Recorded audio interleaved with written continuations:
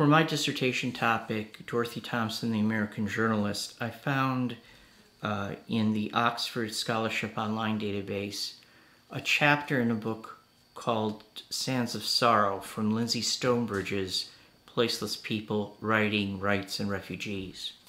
The chapter title refers to a 1950 documentary film on the humanitarian crisis in Palestinian refugee camps. Produced by the American Council for the Relief of Palestinians, Dorothy Thompson introduced the film.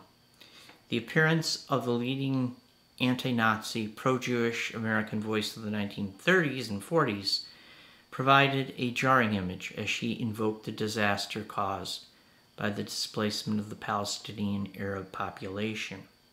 Her support for human rights for Palestinian Arabs only 2 years after the founding of the State of Israel served as a sort of reproof of the Zionist project and to the American Jews who supported it. Thompson had a tendency to be histrionic and prone to dramatics, and her objections to the human rights abuses in the Holy Land eventually veered into the territory of anti-Semitic tropes. In print, in her articles for the Ladies' Home Journal and in her newspaper column, she charged American Jews with confused or dual loyalties, a common charge leveled by anti-Semites in the 19th and 20th centuries Europe. Stonebridge accepts Thompson's politics as more complicated than that, and certainly not untainted by anti-Semitism.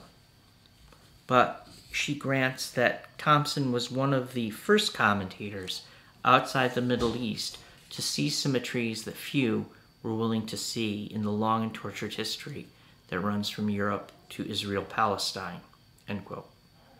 Stonebridge believes that Thompson accepted what would become the Palestinian narrative that established a dichotomy between the Shoah of the Jews in Eastern Europe and the Nakba of post-war Palestine. That, however, was not perfectly symmetrical. What is so offensive to Jews today is the false equivalency between the murder of 6 million people in the death camps of Poland to the disinheritance and transfer of a population to Jordan and Lebanon. Stonebridge also views Thompson as the commentator who saw the deeper causes of the crisis.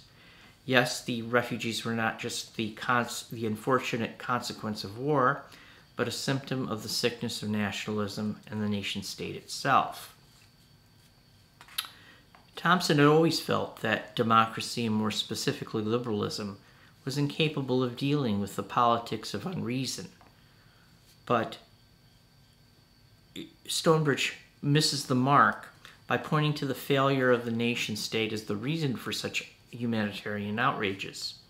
Thompson was, at her heart, a liberal, and what we would call today an open borders liberal. She saw the economic failures of 1920s and 30s as stemming from populations with no work that could not go to places where there were employment and where businesses could not sell freely across their borders in such a way that mutual prosperity could result.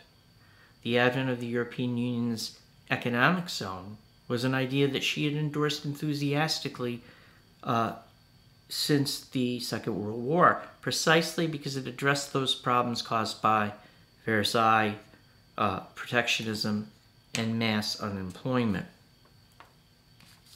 The film Sands of Sorrow captures what Stonebridge calls a refugee limbo time, where death, rather than resettlement, sits on the horizon of the near future.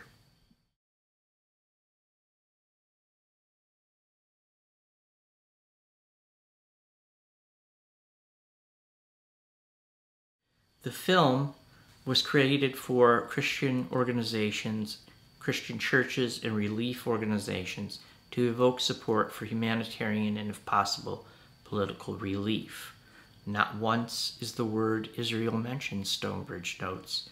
There are no fighters from either side visible, no British, Jewish, or Arab soldiers, and no Jewish civilians. Stonebridge's contribution will be of great use to me in my dissertation research about Thompson's Cold War and pro-Arab activities in the 1950s.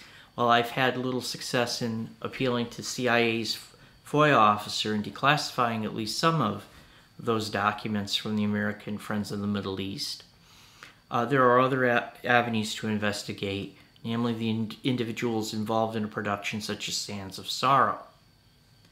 A second work, Justin Hart's Empire of Ideas, The Origins of Public Diplomacy and the Transformation of U.S. Foreign Policy, seems to be an important background work because it deals with what he calls public diplomacy, propaganda, educational exchange, cultural exchange, libraries abroad, and domestic public relations. Rather than see public diplomacy as an insidious and subterranean method of influencing public opinion in favor of one state or another, Hart sees it as a necessary part of building the post-war consensus. What Time Life publisher Henry Luce called the American Century. The book is important to my research about Thompson because she initially intended to join the wartime propaganda effort for the U.S. government, but the Roosevelt administration's placement of commentator Elmer Davis at the helm of the Office of War Information, as well as FDR's friend James Warburg, aroused her anger. After a short stint of organizing shortwave propaganda broadcasts during 1942, she was eventually shunted aside. Her active involvement in British-sponsored organizations and broadcasts may have played a role, but she was increasingly marginalized by the U.S. government until the war's end. Hart's book will provide some insight on the creation of that post-war apparatus that Thompson would join in the name of defending freedom against communist subversion in the 1950s. Thank you.